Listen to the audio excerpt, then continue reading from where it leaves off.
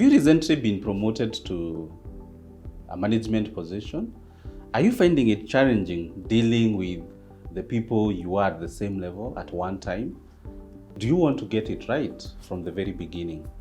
So in today's video, we are going to look at the common mistake that first-time managers make. I want you to succeed in your new position. I want you to grow in this new exciting position for you. And so today's video is to empower you with the skills and the knowledge that you need to utilize so that you can have this exciting journey in your career.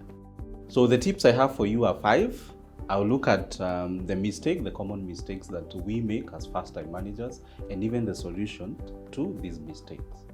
So number 1, when you become a new manager, I see a lot of the new managers not being able to maintain an appropriate boundaries with their subordinates.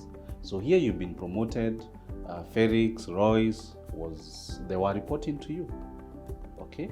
So all of a sudden, you've not even been able to create new friends.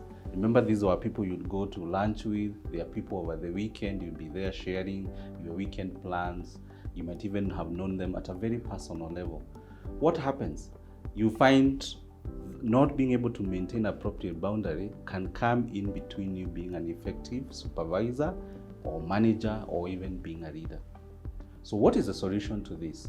The solution is that start maintaining a distance, but in a very slow way. Don't be very quick to change. Don't come and tell them, oh, guess what? Now I'm your new manager, so the lunch you are going together stops today.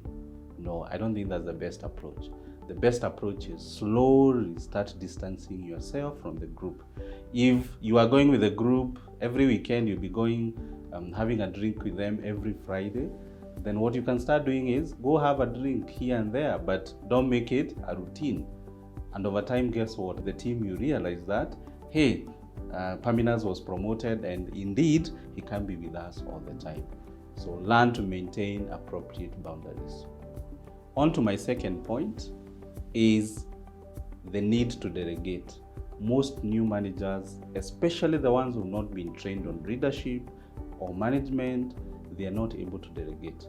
Now, remember, when you are an ordinary employee, you are judged on the quality of your work alone.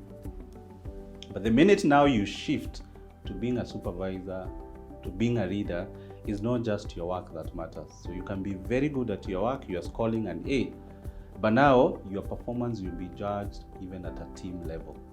So it's very important now to be able to delegate some of the tasks you are doing for 2 reasons. Number 1, as a way of empowering your team, and number 2 is because you cannot be an effective supervisor. You can't do your work well and still be able to manage the team. So what happens is something has to give. So some of the duties you are performing, you'd have to delegate so that you can share the workload with the team members, and now you can even be able to effectively manage and offer leadership. So delegating is a key skill set for any manager, and I would want you to perfect on this if you're a new manager. Another common mistake I see new managers making is not being able to communicate effectively. And this is tied to that inability to delegate. It's tied on to that inability to engage the team. What do I mean by communicating effectively? So you normally find when someone is a new supervisor or a new manager, you now be privy to the company operations. So you come, let's say the company wants to increase revenue by 20-30%. So those ones you discuss either at the executive committee level or even at the board meeting level. Now, unfortunately, what we do as new managers is we are very good at giving instructions. We come and tell the team, hey, guess what? Now I need everyone to shape up and do their best and go out there and deliver sales, etc. But you've not sat with your team and explained to them the bigger picture. This is what we are trying to achieve. Our sales have been down, so we need to grow by 10-20%. So you being able to develop effective communication skills is really important. And that starts from putting yourself in the shoes of your subordinates. How can they be able to deliver to your expectation if they don't understand them from the word go? So that's a common mistake I see with new managers, not being able to communicate effectively. And if you're a new manager, then the responsibility is on you to take a step back, think about what you want to achieve, and ensure that every team member is on board. Now, when we are promoted, when we become new managers, is because the decision makers, the CEO, the directors have seen something in us. Now, it so happens that one of the reasons why employees get promoted is because they are good at what they do. So a good example is if you are hired as a sales executive and you've been delivering numbers, you've been doing a good job, most likely, as a way of motivating you, the company would want to promote you. But does that make you an effective leader? Does that mean that you'll be a good manager? Unfortunately not. Being a good salesperson does not equate to you being a leader. So a mistake I see professionals, new managers making is failing to develop their leadership skills. Okay? So you might be very good at your job, sales and marketing, finance, digital marketing, procurement, but the minute they make you a manager, then go ahead and learn. Try to learn as much as possible. What does it take to be an effective leader? You can enroll for a course.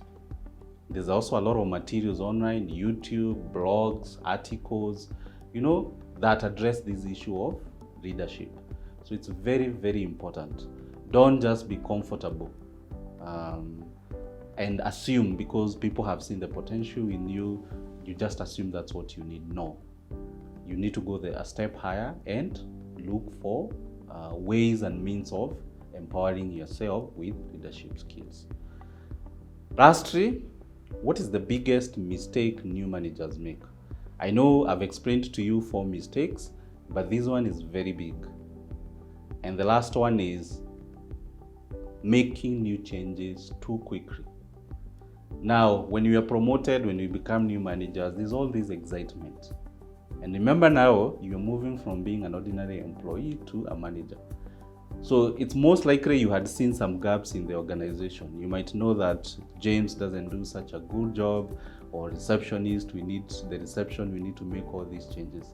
So don't be too excited to make new changes.